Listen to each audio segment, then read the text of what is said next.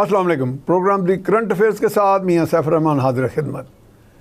इस वक्त security situation जो है ख़ित्ते की वो बड़ी वॉलेटाइल है और इसका जो है पस मंज़र वो तो गज़ा की जो के ऊपर जो बमबारी इसराइल की हो रही है और मुतवातर वहाँ पे जो मज़ालिम ढाए जा रहे हैं।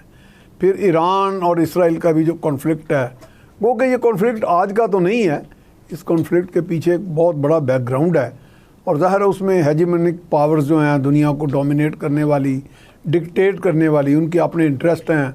अमेरिका की वॉर इकॉनमी है और अमेरिका और इसराइल का जो नेक्सस है वो भी दुनिया को मालूम है। इसके साथ साथ दुनिया में कोई सप्लाईज़ का भी मसाइल बनेंगे, सप्लाई चेन डिस्टर्ब होगी, ऑयल की भी है, उसके बारे में भी जिक्र है। महंगाई और बढ़ती जा रही है, तो इसमें मुआशी मसाइल भी जन्म ले रहे हैं। और जब हम बात करते हैं तो फिर पाकिस्तान के मुआशी मसाइल जो हैं उनको तो हम किसी तौर पे भी नज़रअंदाज नहीं कर सकते कि जी पाकिस्तान में लोग महंगाई से का शिकार हैं और बहुत सी उलझने हैं और प्रोडक्टिविटी भी कम है और कई दफ़ा अहदाफ हम मुकर्रर करते हैं तो उनको हासिल नहीं कर पाते और IMF का अलहदा इशू है। तो आज हमने दावत दिया है जनाब मंसूर आफरीदी साहब को। आप सीनियर बैंकर भी हैं और एक सीनियर तज़ियाकार हैं, मुख्तलिफ TV चैनल्स पे आप उनको देखते रहते हैं और हम उनको वेलकम करते हैं। जनाब thank you very much for coming. तो मंसूर साहब, ये जैसे अभी हाल ही में हम प्रोग्राम से पहले भी जिक्र कर रहे थे कि इसराइल का एक नया फिर एक उसकी तरफ से आया है, एक बम्बार्डमेंट सी हुई है अब, और उसको मेलो डाउन करने की, जैसे आप ही से मैंने लफ्ज़ मुस्तार लिया है कि ईरान ने कोशिश की है। लेकिन हम पहले भी कई गेस करते रहे हैं यही प्रोग्राम्स में बैठ के कि ये एस्केलेट होगा या रुक जाएगा, या एस्केलेशन तो वैसे किसी के भी इंटरेस्ट में नहीं। आपका क्या ख्याल है? कोई बहुत बड़ी ताकत है तो उसके फॉल आउट से हर बिल आखिर कैसे बचेगी? जी थैंक यू सर, दोबारा मैं आपका शुक्रिया अदा करता हूँ। एक्चुअली जिस तरह आपने अपने प्रोग्राम के शुरू में बता दिया कि ये मसला जो है ये आज का नहीं है, ये काफ़ी देर का है। इसमें फ़लस्तीनियों की भी आपस में ग्रीवेंसेस हैं, उनके भी शिकायत हैं इजराइल स्टेट से कि जो सेटलमेंट्स हो रही हैं वो नाजायज़ कब्ज़े पे उनके इलाकों में सेटलमेंट्स हो रही है। और हमें एज़ अ मुसलमान तो हम उनके पेन महसूस कर सकते हैं। एक उम्मा है, एक ही सोच है, लेकिन अक्सर जो वो तो बात तो सही कि हम उनका पेन महसूस कर सकते हैं, लेकिन हमें दोनों साइड को भी देखना पड़ेगा। दोनों साइड पे दुनिया के जो मामला हैं वो भी हमें देखने पड़ेंगे, वो भी हमें देखने पड़ेंगे। सिर्फ नज़रियाती तौर पे तो मसाइल हल नहीं होंगे। अभी अगर उन पे मज़ालिम हो रहे हैं फ़लस्तीन में और बमबारी हो रही है, बच्चे शहीद हो रहे हैं, अस्पतालों पे हमले हो रहे हैं, लेकिन हमने ये भी देखना है कि ये जो नई लड़ाई है ये कब शुरू हुई है। ये तो 7 अक्टूबर 2023 को शुरू हुई, पिछले साल, जब हमास की तरफ से जी और जब हमास की तरफ से 5 से 7 हज़ार जो खुद दावा कर रहे हैं, ये नहीं कि इजराइल कह रहे हैं, उन्होंने खुद जो दावा किया, जो इंडिपेंडेंट रिपोर्ट्स हैं, इंडिपेंडेंट चैनल्स वो रिपोर्ट कर रहे हैं, 5 से 7 हज़ार उन्होंने मिसाइल दागे, उनमें से 1500 के करीब वो फिगर वेरी कर आपके ख्याल में हमास का ये जो इनिशिएटिव था ये हल नहीं था मसाइल का? वो मसाइल का मसाइल को थोड़ा उसने बढ़ा दिया। आप मसाइल तो चल रहे थे लेकिन बढ़ गए, यानी वो उसमें से मासूम लोगों की जाने चली। और दूसरा ये कि जब उन्होंने हमला किया तो ना सिर्फ वो किया बल्कि वहाँ पे से काफ़ी किडनैपिंग की बंदों को भी ले गए, जो अभी मुज़ाकरात का एक वो बॉटल अभी भी वो यरगमाल है, वो यानी इसराइल के बहुत से लोग अभी फ़लस्तीनियों इनके हमास के कब्जे में है। इसमें से हमें ये देखना चाहिए सर कि जो भी कोई मिलिटेंट या कोई ग्रुप कह ले वो किसी रियासत पे हमलावर होता है तो रियासत उसको हाथ बांध के नहीं बैठ सकती, चाहे कोई भी रियासत हो, मुस्लिम हो, यहूदी हो, देखिए हम पे जब जिस तरह ये तालिबान और जो हमारे जो मिलिटेंट ग्रुप्स है हम पे हमलावर हुए तो हमने फिर सही सफाया किया ना, ऑल पार्टीज कॉन्फ्रेंस बुला के फिर हमने लड़ाई हमने तो फिर उनको चौमुखी लड़ाई छोड़ा ही कोई नहीं। तो हमें ये बात एज हमारी पेन उन सिविलियंस की तरफ वो अलहदा है, वो अपनी जगह पे कायम है, जो वो बेगुनाह वहाँ पे शहादतें हो रही हैं ज़्यादा है, लेकिन हमें हमास को भी इंट्रोस्पेक्शन करनी चाहिए कि हमास जो है वो उसने आगे देखे ना, दो इसके हिस्से हैं फ़लस्तीन के, एक गज़ा है जिसमें लड़ाई हो रही है, मगरबी किनारा। अब ये देखना है कि मगरबी किनारे में अमन क्यों है, और गज़ा में अमन क्यों नहीं है? ये भी तो बड़ी अजीब बात है। हाँ, ये थोड़ा एलैबोरेट। तो ये मगरबी किनारी जो यासर अराफात के जो शागिर्द थे महमूद अब्बास जो पैलेस्टीनियन अथॉरिटी के, जो पैलेस्टीनियन अथॉरिटी के सदर हैं, और वो सो कॉल्ड सदर भी कहलाते हैं। और जब ये इलेक्शन हुए 2005-6 में इसके, तो जब वो इलेक्शन जीते तो वहाँ पे ये जीते और गज़ा में हमास जीते।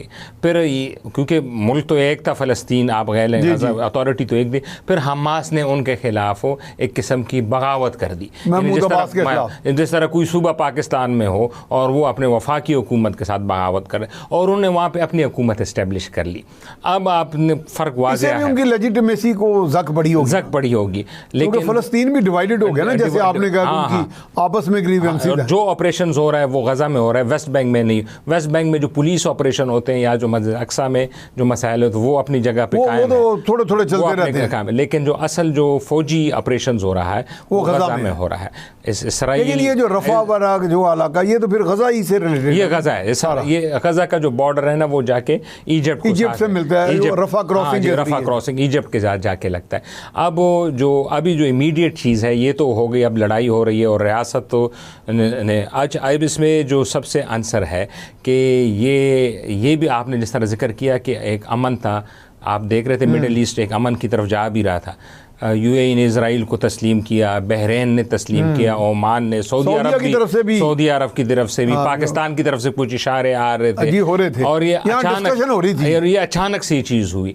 तो अचानक से, तो आपको पता है जो हमास है वो प्रॉक्सी ईरान की लड़ती है, हिस्टोरिकली देखा जाए। हिजबुल्लाह है जो लबनान में बैठे हैं, वो भी ईरान, और यमन में जो नीचे अगर आप आते हैं तो हौतीज़ हैं वो है, और हमास है। तो इससे तो हमास और फ़लस्तीनी अवाम को तो कुछ हासिल ना हुआ।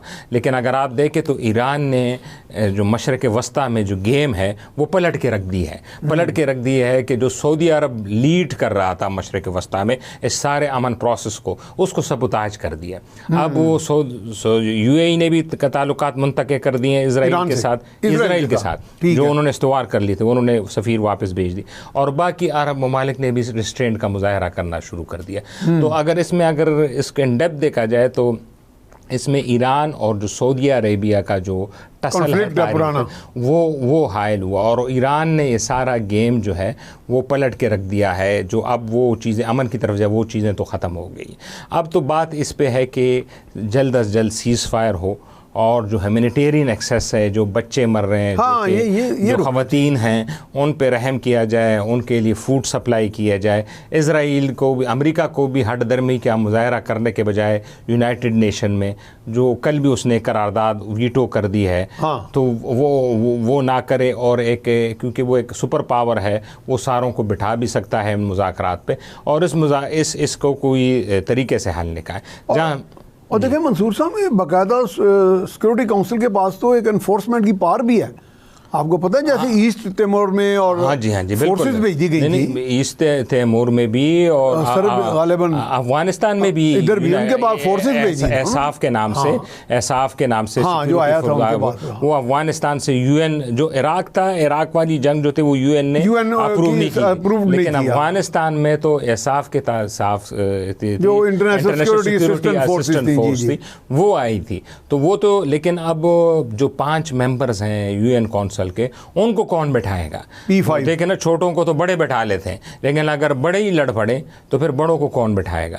तो सोच का तो तकाजा यही है। और दुनिया में अमन, देखें ये जो लड़ाई, जब एक लड़ाई का तो हम फेस कर रहे हैं, सारी दुनिया ग्लोबल मेल्टडाउन हो रही है। आप यूके जाएं, कनाडा जाएं, प्राइसेस इन्फ्लेशन हो रही है। हमारे यहाँ भी आप देखें ना, एक तूफान सा आया हुआ महंगाई का, तो वो यूक्रेन वॉर की वजह से। अब अगर ये जंग बढ़ जाती है और इन दो ताकतों के दरमियान, ईरान और इजराइल के दरमियान, तो स्ट्रेट ऑफ होर्मुज जो है, जहाँ वो कहते हैं कि अगर होर्मुज ब्लॉक हो गया तो उससे तो कहते हैं कि आपका पेट्रोल और पता नहीं क्या सारी सप्लाई दुनिया की आधी से सबसे ज़्यादा हम जैसे ममालिक इफेक्ट होंगे, जिनका दारोमदार ही तेल पे है।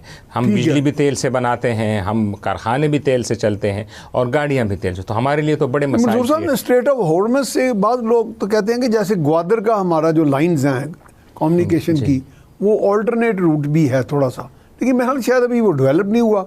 लेकिन स्ट्रेट ऑफ हॉर्मस तो चूंकि बहुत बड़ा मेन आर्टरी है ना, हाँ जी, उसको इग्नोर नहीं किया जा सकता। जी, तीन जो है स्ट्रेट्स हैं या तीन जो गेटवेज आप कह लें दुनिया के, चौथा भी आप उसमें से एक चौथा भी है, वो भी आप कह लें, वो है स्ट्रेट ऑफ होर्मुज है जो कि गल्फ के लिए गेट है। दूसरा है स्ट्रेट ऑफ मलाका है जो कि मलेशिया और इंडोनेशिया में है। वहाँ पे ये भी अगर ब्लॉक कर दिए जाएं चाइना की तरफ से, हाँ जी, सप्लाई चेन बंद हो जाती है। और एक है दीजिबूती के पास सऊदी अरब और ईस्ट अफ्रीका के करीब, और फिर आगे जाके जो नहर स्वीज है जो इजिप्ट है, इजिप्ट भी जो है वो एक गेटवे पे वाक़ है। यूरोप का सारा ट्रेड जो है वो नहर स्वीज, इसलिए इजिप्ट वेस्ट कभी भी अफोर्ड नहीं कर पाता कि इजिप्ट में एंटी वेस्ट, इजिप्ट में वो वॉलेटिलिटी आने नहीं देते, इसलिए ये जो नई अमेरिकन की जो नई पॉलिसी आई है जिसको क्वाड भी कहते हैं, क्वाड जिसमें 4 ममालिक शामिल है, अमेरिका। अच्छा मंसूर साहब, आपको चाय भी पिलानी मकसूद है तो ब्रेक पे जा रहे हैं, तो उसके बाद दोबारा, तो जी ब्रेक के बाद हम दोबारा हाजिर होंगे जनाब। जी ब्रेक के बाद हम आपको खुशामदीद कहते हैं। हमारे साथ मौजूद हैं सीनियर एनालिस्ट एंड इकोनॉमिस्ट जनाब मंसूर अफरीदी साहब। मंसूर साहब, आप बता रहे थे ना कि ये मलाक्का स्ट्रेट है, इधर तो खैर हम इस वक्त जो बात कर रहे हैं जो सबसे इस वक्त खिता कॉन्फ्लिक्ट में है वो तो स्ट्रेट ऑफ हॉर्मुज है। और अगर सप्लाई चेन वाकई डिस्टर्ब होती है तो हम तो यूक्रेन का भी फॉल आउट भुगत रहे हैं। जी जी। अच्छा, कमिंग टू पाकिस्तान, वैसे इजिप्ट की आपने बात की, आप तो इकोनॉमिस्ट भी हैं माशाल्लाह और समझते हैं कि सुना है कि इजिप्ट इस वक्त नंबर 1 रेसिपिएंट है IMF के। जी जी एग्जैक्टली, गालिबन मेरा ख्याल है नंबर 1-2 है कोई इस वक्त। आप अगर इजिप्ट के डायनामिक्स देखें ना जी, तो आपको लगेगा कि इजिप्ट जो है वो पाकिस्तान है। अच्छा, अगर कोई आपको नाम बताए बगैर इजिप्ट के फीचर्स बताने लगे कि वहाँ पे एक जो हमारे मुक्तदर हल्के हैं, अच्छा, हाँ, वहाँ पे मुक्तदर हल्के, फिर कहे आपको कि वो 22 दफ़ा IMF के पास जा चुका है, हाँ, फिर कहे कि जियो पोलिटिकली बड़ी ज़बरदस्त जगह पे वाक़ है, लोग समझे कि क्या पाकिस्तान की बात। यहाँ भी हम यही कहते हैं ना, हाँ, हम बड़ी ज़बरदस्त जगह पे वाक़, लेकिन वो इवेंचुअली इजिप्ट होगा। मेरे दोस्त हैं, भाई हैं जिन्होंने मल्टीनेशनल में काम किया, उनके पास इजिप्शियंस थे। अच्छा, वो जो अपने मसाइल बताते थे ना, वो कहते यार ये तो पाकिस्तान है। आप तो पाकिस्तान और इजिप्ट इनमें बहुत ज़्यादा मुमासलत है, दोनों में मुक्तदर हल्के काफ़ी मजबूत हैं। हाँ, और वहाँ भी जो मुंतखब वज़ीर आज़म थे वो भी तख्तेदार पे लटकाए गए, इधर भी लटकाए गए। तो और जो इकॉनमी के जो स्ट्रक्चर मसाइल हैं, जो अच्छा जो उनका जो IMF में जो उनका MD, अच्छा इनकी इकोनॉमी कोलैप्स क्यों की? वो जो कोई अपराइजिंग हुई थी, तहरीर square, Arab spring and all that, अब ये इनकी इकोनॉमिक, क्योंकि नहर स्वेज पे तो इनका पता नहीं रेवेन्यू जो जनरेट करते थे, यही मैं आपको बता रहा हूँ, वो तो ट्रांजिट ट्रेड में इनका बिलियंस का मेरा ख्याल है रेवेन्यू था। रेवेन्यू है। हम भी तो देखें ना, नेटो के लिए हम गेटवे थे तकरीबन 15-20 साल से, और हमें भी ट्रांजिट में बहुत मिलता था। और अभी CPEC का हम ट्रांजिट है, जो चाइना दुनिया की सबसे बड़ी कहते हैं कि स्ट्रेट ऑफ होर्मुज पे जो चाइना का 70% जो ट्रेड है वो पाकिस्तान शिफ्ट होगा, यानी वो स्ट्रेट ऑफ होर्मुज। तो जब स्ट्रेट ऑफ होर्मुज आप देख लें कि इंडोनेशिया में उसका कहते हैं जी हमारा अल्टरनेट बनेगा, हमारा वो है CPEC। लेकिन बदकिस्मती से कि इजिप्ट और पाकिस्तानी वो अनफॉर्चुनेट रियासतें हैं कि अपने सारी खूबसूरतों की वजह से वो इनकी इस अपनी खूबसूरती और हुस्न जो है वो इनकी दुश्मन बन गई हैं। और ये कभी भी स्टेबिलिटी में आपको ना वहाँ पे स्टेबिलिटी नज़र आ रही है, और जो MD होता है, जो IMF के नेगोशिएटर होता है ना, वो भी इन दोनों मुल्कों का एक ही होता है हमेशा। अच्छा, हाँ, जो वहाँ पे इम्प्लीमेंट करता है, जो हमारे स्टेट बैंक के पहले साबिक गवर्नर थे रजा बाकिर साहब, वो भी तो इजिप्ट में थे, पहले इजिप्ट में थे, और इजिप्ट में उन्होंने वही इकदाम किए जो फिर आगे इधर आके किए। तो ये बदकिस्मती है दोनों मुल्कों की कि हम दोनों ही एक ही चीज़ों से शिकार हुए हैं, इकोनॉमिक मिसमैनेजमेंट भी और पॉलिटिकल अनसर्टेनिटी। अच्छा, आप तो IMF को और इकोनॉमी को बहुत समझते हैं। IMF के बारे में एक मिसकंसेप्शन है कि जी वो सिर्फ तबाह करने आती है इकोनॉमीज़ को। कई लोग कहते हैं नहीं ऐसा नहीं है, वो तो बल्कि आपको ठीक है सरमाया तो आपको मिल जाता है लोन की शक्ल में, लेकिन वो आपको रीस्ट्रक्चर भी करते हैं, आपका रीवैम्प करते हैं, आपको प्रायोरिटाइज करना सिखाते हैं इकोनॉमिक। इसमें रियलिटी क्या है? What is the reality? इसमें ये डिक्टेशन तो होती होगी, चले अमेरिका का चूँकि उसमें कितना है जी 18% के कितना, अमेरिका का तो बहुत ज़्यादा इन्फ्लुएंस है ना, ये 18% है। हाँ जी। तो अब ये है कि रियलिटी क्या है, उनकी बातें अगर कुछ समझ ली जाएं तो कहते हैं आपकी इकोनॉमी बेहतर हो जाती है। अच्छा, दोनों बातें बेहतर क्या, बहुत सी सूरत है, दोनों बातें इसकी सही हैं जो IMF के बारे में जो दोनों बातें होती हैं। अच्छा, एक टेक्निकल टर्म्स पे मैं आपको पहले वो बता देता हूँ। टेक्निकल बात वैसे कि वो जो आपको एडवाइजरी देती है कि आप अगर इन्फ्लेशन ज़्यादा है तो बैंकों के इंटरेस्ट बढ़ाएं ताकि उससे इन्फ्लेशन कम हो जाएगी। हाँ। और ये इकोनॉमिक्स के फंडामेंटल है कि जब भी इन्फ्लेशन बढ़ेगी तो आप बैंकों के इंटरेस्ट बढ़ाएं तो डिमांड कम होती है। भी शायद इस तरह हाँ, का ये हर भी हुआ था। तो डिमांड कम होती है और डिमांड की वजह से जब है चीज़ों की ज़्यादती सप्लाई हो जाती है। हाँ। और आहिस्ता आहिस्ता महंगाई कम होने जाती है। ये तो इसका टेक्निकल साइड है। जो दूसरा आपने एंगल किया कि यह कि वाकई किसी मुल्क के फ़ायदे के लिए होती, तो दूसरा एंगल जब आप इंटरेस्ट बैंकों की बढ़ा देते हैं, फ़र्ज़ कर ले तो आपकी कॉस्ट ऑफ प्रोडक्शन बढ़ जाती है। जब कॉस्ट ऑफ प्रोडक्शन बढ़ जाती है तो आपके चीज़ें कोई ख़रीदता नहीं है, और जब कोई चीज़ें ख़रीदता नहीं है तो आपके कारखाने बंद होना शुरू हो जाते हैं, बेरोजगारी भी आती है, तो बेरोजगारी पैदा हो जाती है। तो मैं इसको ना दो दरमियान का कोई रास्ता नहीं होता, दरमियान का कोई रास्ता नहीं, दरमियान का तो रास्ता नहीं, एक ही रास्ता है जो मुल्कों ने खुद अपने लिए रास्ते बनाने हैं।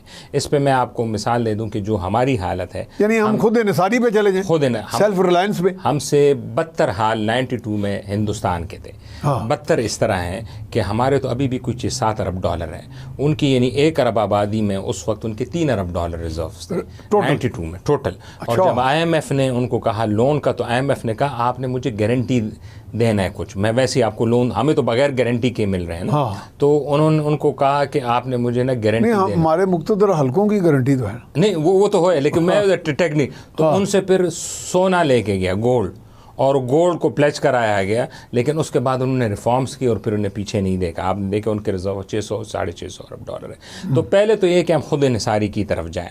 खुद इन्हिसारी ये है कि हम रिफॉर्म्स करें। सोना उनके पास, उनके स्टेट बैंक ऑफ इंडिया के पास था इतना? हाँ, वो तो तकरीबन हर बैंक के पास इतना होता है, हर सरकार के। आप किसी अफ्रीका के मुल्क में भी चले जाए तो 3-4। मेरे पास एक स्पेनिश स्कॉलर आया, वो कहता है जी इंडिया में तो खवातीन जो सोना पहनती हैं, हाँ, वो तो बैंकों से ज्यादा। हाँ, वो है, वो जो लोगों के पास है, वो तो यानी उनके पास जैसे ये थी कि अगर ये नेशनलाइज कर दिया जाए, नेशनलाइज कर दिया तो वो तो कई अरबों डॉलर ये बन जाए। तो असल में ये कि हर मुल्क ने अपने पाँव पे खुद खड़ा होना है। आप कहते हैं जी कुदरती जो वसाइल हमारे बहुत हैं, हमसे ज़्यादा कुदरती जो मिनरल्स हैं वो नाइजेरिया के। हाँ। लेकिन नाइजेरिया देखें अभी भी वो इंतशार का शिकार है, वहाँ पे कोई स्टेबिलिटी नहीं है। तेल प्रोडक्शन में वो दुनिया के दूसरे तीसरे बहुत ज़्यादा तेल है उसके। इस तरह इराक देखें, वो भी तेल प्रोडक्शन में दुनिया के दूसरे तीसरे ममालिक में है। तो असल नहीं, अब इराक के जो ऑयल वेल्स हैं उस पर किसका, अमेरिका का कब्जा है क्या? वो तो अगर आप ऑन द पेपर के है ना, तो वो तो उनका कब्जा तो नहीं है, वो तो इराकी हुकूमत के पास है। लेकिन असल में तो दुनिया के तकरीबन सारे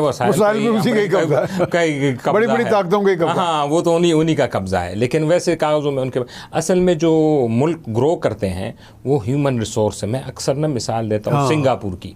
सिंगापुर देखें, उसके पास कोई रिसोर्स नहीं है, कोई रिसोर्स नहीं है, कोई नेचुरल रिसोर्स नहीं, कोई ना तेल है, ना बड़ी ज़राअत है, ना कुछ है। और वो मलेशिया से अलहदा हुआ है। अच्छा, वो वाहिद मुल्क है जो मलेशिया को कह रहा था कि हमने अलहदा नहीं होना है। मलेशिया वाले कह रहे थे कि जी आप अलहदा हमसे हम जान छोड़ाएं।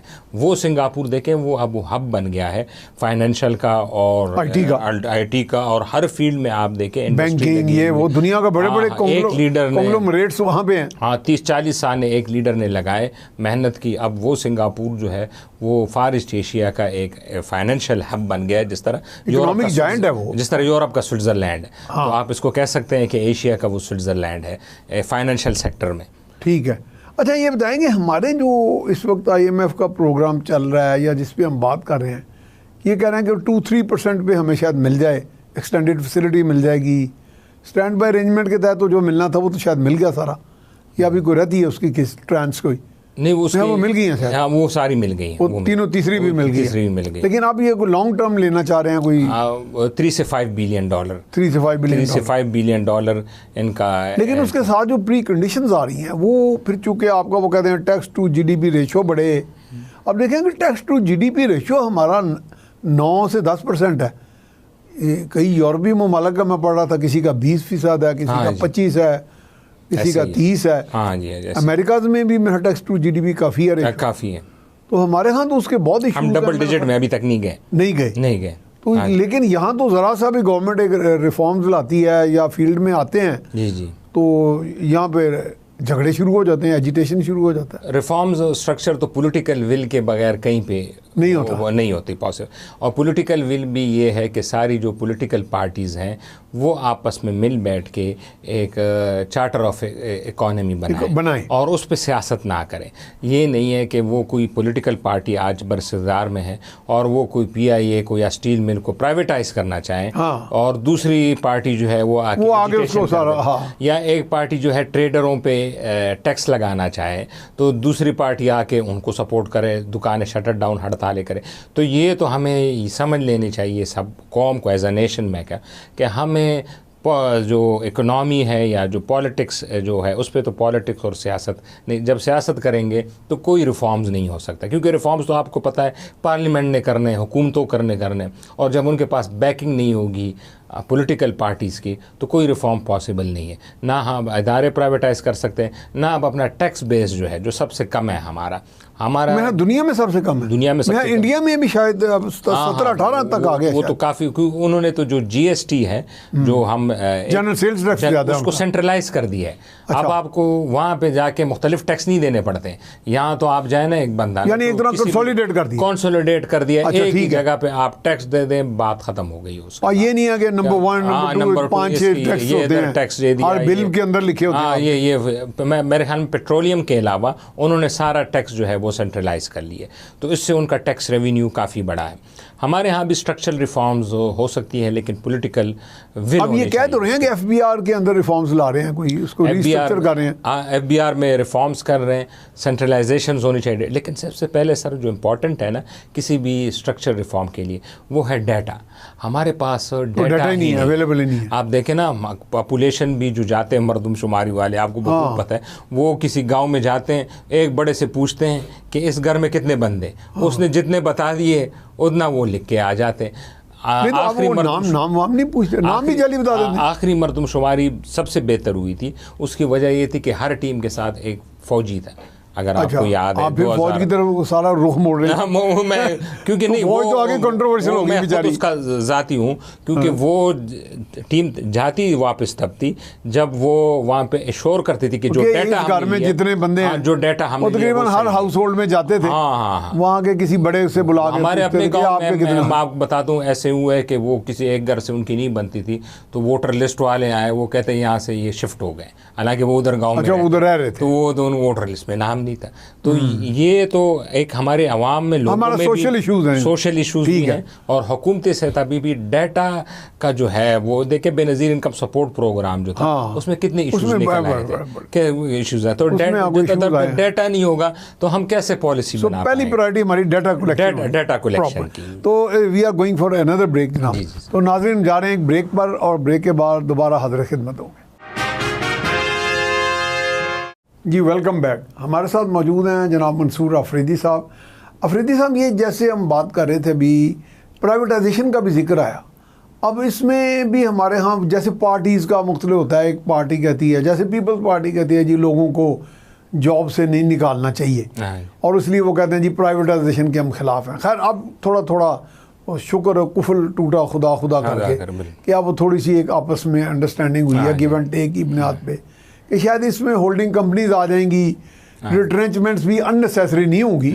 लेकिन जिस आदमी के पास काम करने का कोई हुनर भी नहीं है, उसको तो ना अखलाकी तौर पे, ना मजहबी तौर पे, ना किसी भी तौर पे किसी इदारे के अंदर रखना ज्यादती है। लेकिन उसको भी सुना है कि अच्छा रीजनेबल गोल्डन हैंडशेक मिलेगा।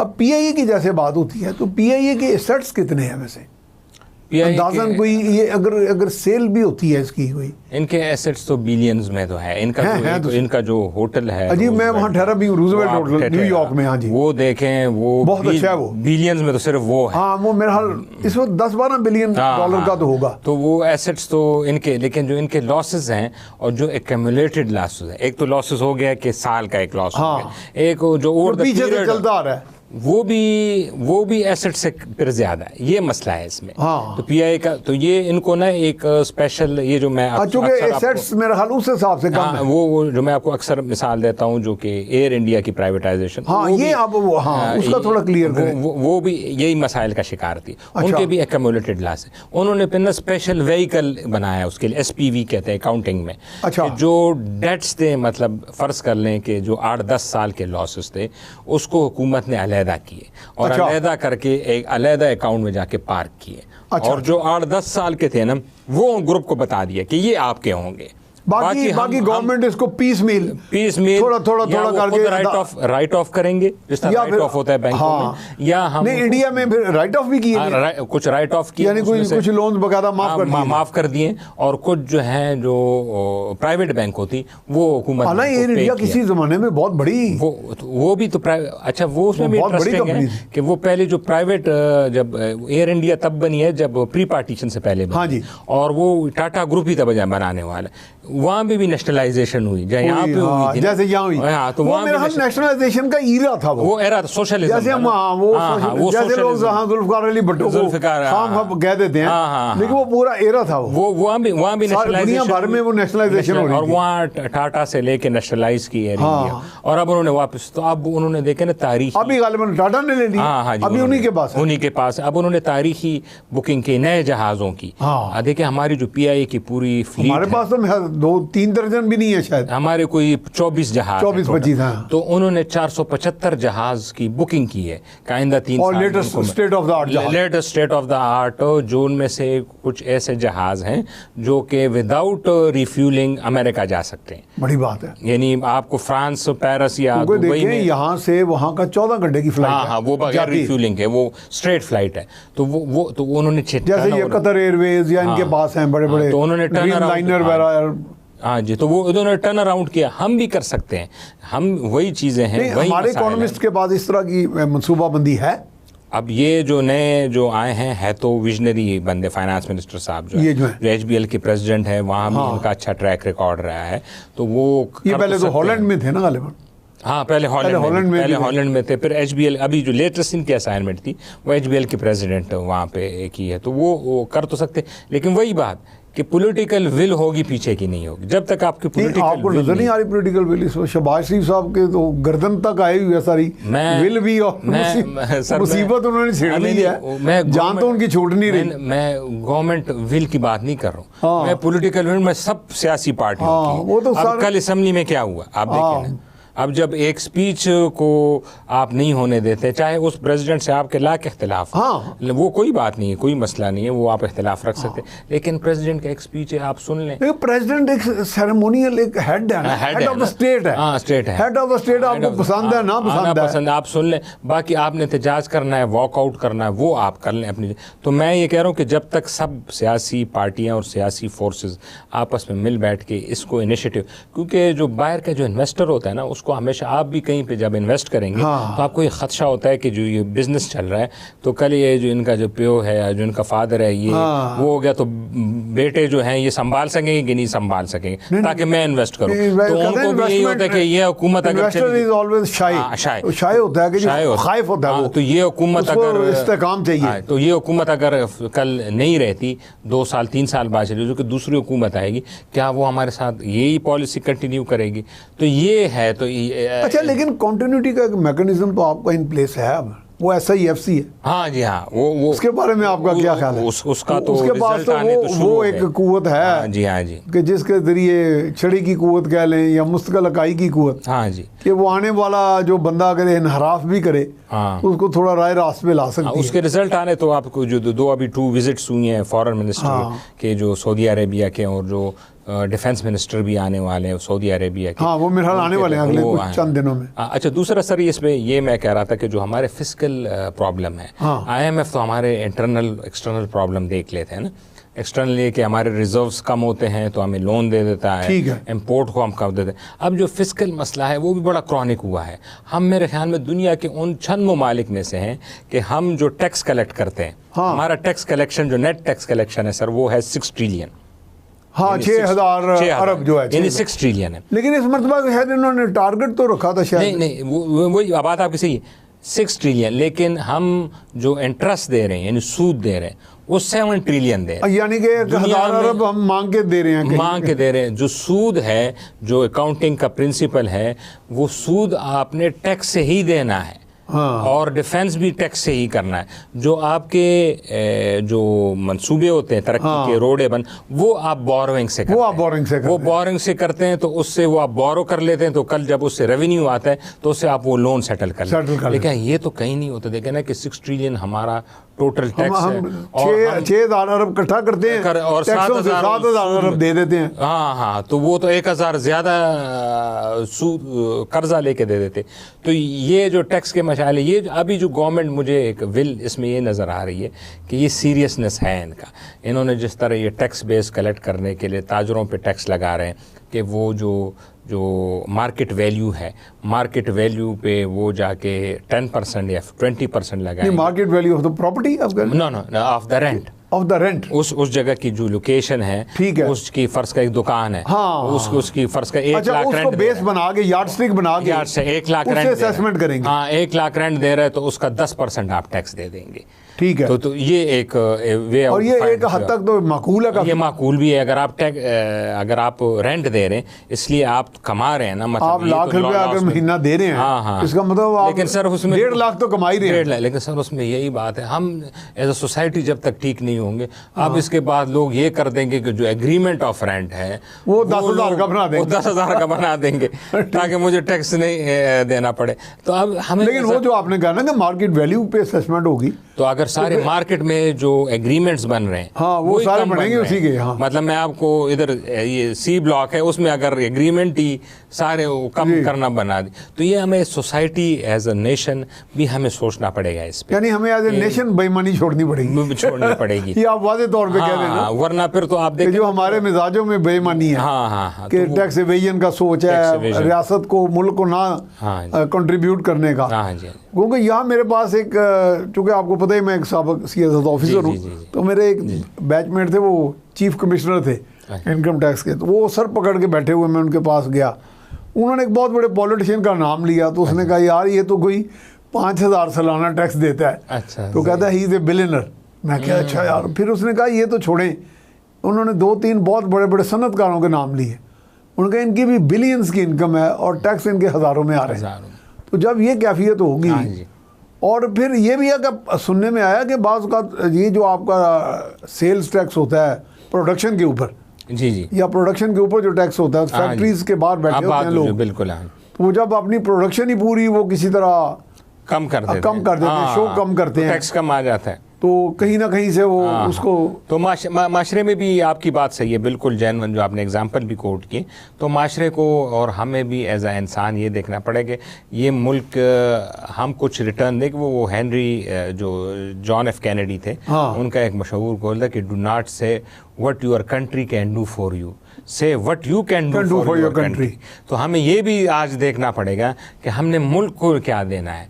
मुल्क से तो गिले शिकवे मैं भी कर रहा हूँ, सब सारी दुनिया कर रही, लेकिन ये भी हमने कभी सोचा कि हमने रिटर्न में मुल्क को क्या देना है, ताकि आने वाली नस्लें, अब देखें ना वो कितनी अजीब बात है कि पिछले दिनों वो बलूचिस्तान में वो वाक़या हुआ, जिसमें 9-10 आपके वो बेचारे मजदूर लोग थे, और देखें वो डंकी लगा के यूरोप जा रहे थे। तो अगर ये यहाँ पे इनको रोज़गार मिलता, यहाँ पे खुशहाली होती, तो किसी का दिमाग ख़राब है कि वो इलीगल रूट से इतना लंबा से, और बड़ी मसलों वाली एक वो फिल्म है शाहरुख की, आप देखें उसमें आपको पता चल जाता है कि उसमें कितने मसाइल और कितने, या तो वो बंदा जो उससे होके गुजरा हो, या वो बंदा जो इसको देखे तो वो बंदा हो जाए कि कितनी तकलीफ दे मसाइल है वहाँ पे। सही है। तो ये हमें मुल्क के लिए ठीक करनी पड़ेंगी चीज़ें, और वो पॉलिटिकल विल से ही होती है। जो डेफिनेटली पॉलिटिकल विल जो है वो ही एक सोल्यूशन है। वो तो इसी पे हम ब्रेक करते हैं, this is the last break, आपको इत्मीनान होना चाहिए।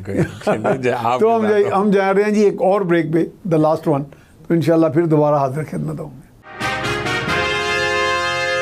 जी। ब्रेक के बाद हम आपको खुशामदीद कहते हैं, और मंसूर अफरीदी साहब से अब मैं ये सवाल करूँगा कि charter of economy how will it come about, जबकि हम देख रहे हैं कि किसी एक पार्टी में मैं ना मानूं की चल रही है अप्रोच, तो मेरे ख्याल SIFC से भी अगर तवक्कुआत करना, लेकिन उसका तो हर लीगल एक उसका स्ट्रक्चर बन चुका हुआ है, और वो किसी हद तक बाइंडिंग भी है। तो ऐसी सूरत में मेरा ख्याल है, आप क्या समझते हैं कि हमारी क्रेडिबिलिटी उसकी वजह से यहाँ है, SIFC की वजह से? क्योंकि बाहर के ममालिक वाले समझते हैं कि जी यहाँ पे एक जो मैथमेटिकल कांस्टेंट है वो हमारी इस्टेब्लिशमेंट है। हाँ, तो जिससे कोई बातचीत की जा सकती है, कोई एश्योरेंस ली जा सकती है कि जी हमारा प्रोजेक्ट जो है।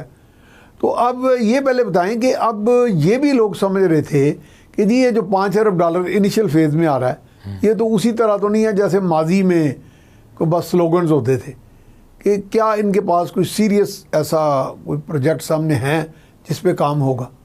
जी, प्रोजेक्ट्स तो इनके हैं, आइडेंटिफाइड है। आप अच्छा। उसमें से जो आप इनिशियल रिपोर्ट्स आ रही हैं, इसमें एयरपोर्ट्स हैं, अच्छा। प्राइवेटाइजेशन जो हमने डिस्कस की है अभी, PIA की, स्टील मिल की, रिफाइनरी के, तेल की रिफाइनरी है बलूचिस्तान वगैरह में, वहाँ पे रिफाइनरीज हैं। दूसरा एग्रीकल्चर सेक्टर में बड़ा स्कोप है, जो इस पे काफ़ी इनिशियल, अभी तो मेमोरेंडम साइन होंगे और इनिशियल ड्राफ्ट, लेकिन वे फॉरवर्ड तो है SIFC की वो पैरामीटर्स, उनकी गाइडलाइंस पे, और उनको चाहिए हुकूमत को और बाकियों को, क्योंकि बड़ा होने का सबूत है कि अपोजिशन को भी एतमाद में ले लें उसमें। मेरा ख्याल है इनको they should lead from the front, lead should the front. मतलब गवर्नमेंट अगर ठीक है, गवर्नमेंट के कुछ बड़ों को नाराजगियां होंगी किसी से, हाँ बिल्कुल, लेकिन जब वो भी कमिटेड हैं कि जी आवाम को डिलीवर करना, तो इसमें कोई हर्ज नहीं कि वो दिल बड़ा करें। सही कहा आपने जी। और वो खुद जाके अप्रोच करें कि जनाब ये वक्त है, कल को आपने भी हुकूमत में आ जाना है। एग्जैक्टली, और यही होता है। ये देखे ना, वो पहले हुकूमत में म्यूजिकल चेयर चलती रहती है, वो ये तो प्राइवेटाइजेशन तकरीबन ये 2011, 12, 13 से इस पे बात हो रही है। ये आपको याद 10-15 साल तो मुझे याद, 10-15 स्टील मिल की भी चल रही है, 10-15 साल तो मुझे याद है, मुशर्रफ के टाइम से चल रही थी।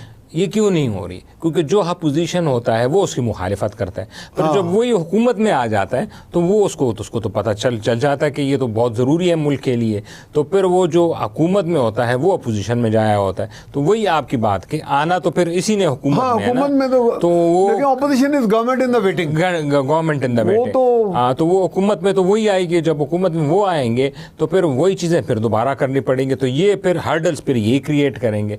तो यही जो इन्होंने COD जिस तरह मुहतरमा ने और मियाँ साहब, हाँ, उन्होंने किया था। हालांकि वो दोनों पार्टीज बहुत लड़ती थी, वो बहुत 90s की, एक दूसरे को मरवाने तक तुले होते थे। 90s की लड़ाइयाँ तो देख के आप ये वाली तो भूल जाएंगे, जिस किस्म की लैंग्वेज थी और वो जल से जुलूसों में एक दूसरे के खिलाफ, और फिर जिस तरह एहतसाब का नीचे टॉप द बॉटम एक दूसरे को गिरफ्तारियाँ, चापें और मुख्तलिफ हरबे इस्तेमाल होते थे। लेकिन फिर उन्होंने लर्न किया कि लेकिन अब भी देखें वो आपस में अमन अमान से चल रहे हैं, वो अपने मफादात तो हैं, मफादात हैं, लेकिन अमन अमान तो जो स्लोगन जो तीसरी पार्टी जो उभरी उसके बाद वो तो PTI थी ना, वो PTI उनमें भी अगर ये इसी तरह की अप्रोच आ जाए हाँ, तो कौम को फायदा होगा उसका। उनमें भी कुछ बहुत अच्छे लोग हैं, अगर आप देखेंगे ना, वो तो आपके सामने मीडिया में आते हैं, कुछ होते हैं ऑफ शूटर्स टाइप, लेकिन ना कुछ हैं उनमें बड़े अच्छे लोग भी हैं जो कि समझते हैं कि मुल्क की मसाइल को आगे लेके चलें।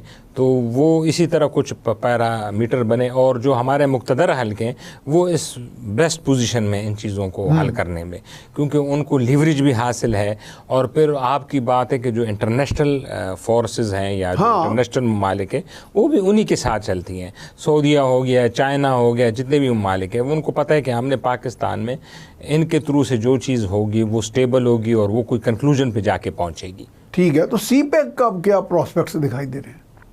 CPEC का जो ये इश्यूज हुए, जो ये लॉ एंड ऑर्डर का, ये इससे वो काफी हद तक उन्होंने हाथ खींच लिया, ये बड़े सस्पिशियस भी है। ये मेरा ख्याल है बाय डिजाइन हो रहे हैं, और बाय डिजाइन के बगैर तो वो तो किए जा रहे हैं किसी भी मुल्क में। ये मेरा एक मानना है, जितने ही मैंने मुतालिया किया सर ना, कि कोई भी तहरीक जो मिलिटेंट तहरीक की मैं बात करता हूँ, वो किसी बायर के सपोर्ट के बगैर चलती नहीं है, वो नहीं चल सकती, बल्कि लॉन्च ही नहीं होती, वो लॉन्च ही नहीं हो सकती, वो इम्पॉसिबल है। आप सबसे बड़ी तहरीक जो खुदकश हमलावरों की थी वो थी तमिल टाइगर्स, उसको इंडिया बैक करता था श्रीलंकन को। जब उन्होंने हाथ खींच लिया, आपको पता है इंदिरा गांधी के बेटे को भी राजीव गांधी को किया था, जब उसको मार दिया तो तब उनको अक्ल आई तो उन्होंने हाथ खींच लिया। वो सबसे बड़ी तहरीक देखे, वो उसका नामो निशान नहीं है, खत्म हो गई है।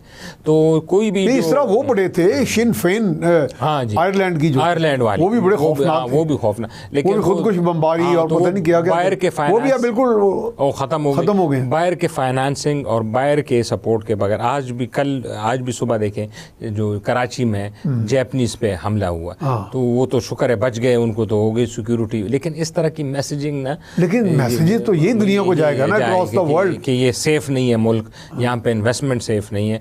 अब इन चीज़ों को भी एड्रेस करने की ज़रूरत है कि ये अगर कोई हमसाया मुल्क इसमें इन्वॉल्व है तो उसको फिल फोर जवाब दिया जाए, सफारती तौर पे भी उनके दूसरों को प्रेशर बढ़ाया जाए।